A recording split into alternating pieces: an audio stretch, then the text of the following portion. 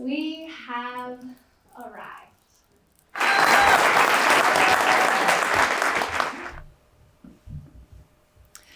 My legs are burning. I'm tripping over rocks at my own feet. My lungs are screaming for air, and I'm cursing this damn hill that never seems to end. Stop, my mind says. This is too much for you. You're not strong enough.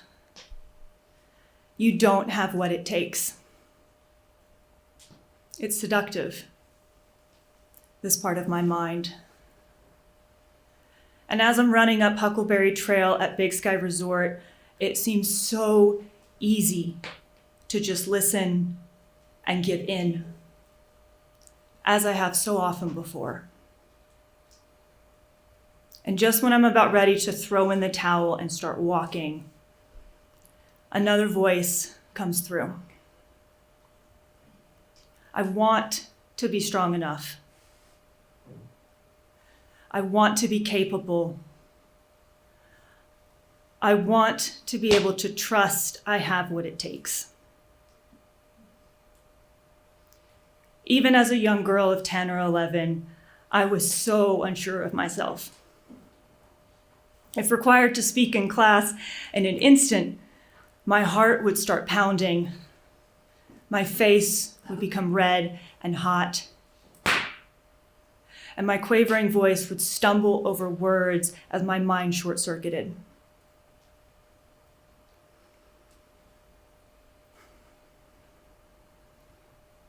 When even thinking about speaking in front of a group of people, that seductive voice would come in and say, "That is a stupid thing to say. Stay still and stay quiet. You don't know enough to say anything." And most times I would.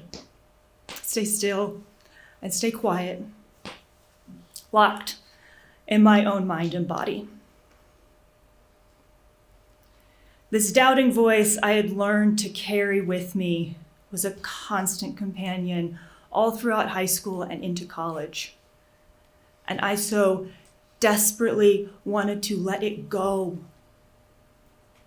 to instead listen to this other voice that kept coming through, one that meant courage and trust instead of fear and doubt.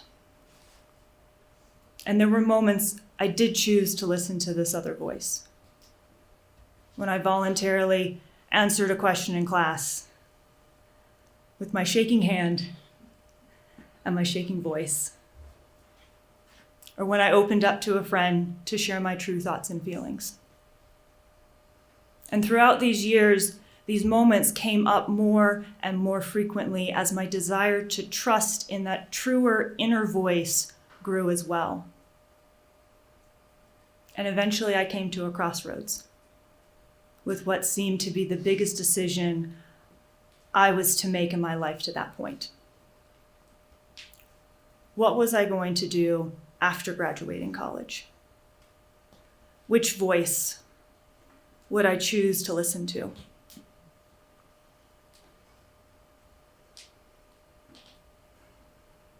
Germany.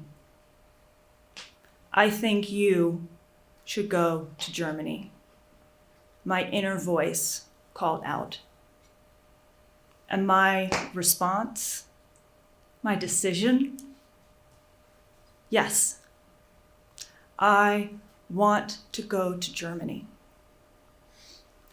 And while in Garmisch, Germany, working for an American military resort, I felt like I was able to truly let loose and let go for the first time in a very long time. I learned to ski and snowboard. I started rock climbing and hiking mountains.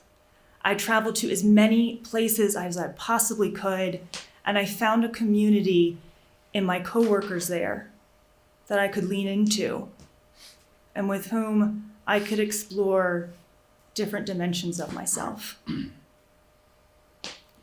And in moving my body and using my mind and feeding my heart in these new ways I had chosen, I felt this weight lifting from my shoulders, and I could breathe deeply. I felt this expansion. I felt this growing. I was chipping away at the parts of myself so wrapped up in doubt and fear. A cage that kept me from living life.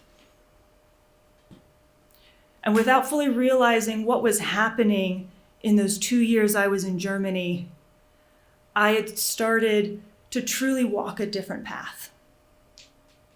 A path in which I placed more trust in my own true inner voice than that doubting outer one. And since that time, since I found that path in my early 20s, I have strayed from it many times. That doubting voice is strong, and I still struggle with it today, even in this moment while on the stage with all of you here. But even when I trip and stumble, whether literally on Huckleberry Trail or on my own less visible and tangible life path, I will refuse that doubting voice, the one that says I can't, and instead choose that other voice, that truer voice that has always broken through. And so for anyone here who has ever been plagued by doubts and by fear, I say this for you and for myself. I am strong. I am capable. I trust I have what it takes.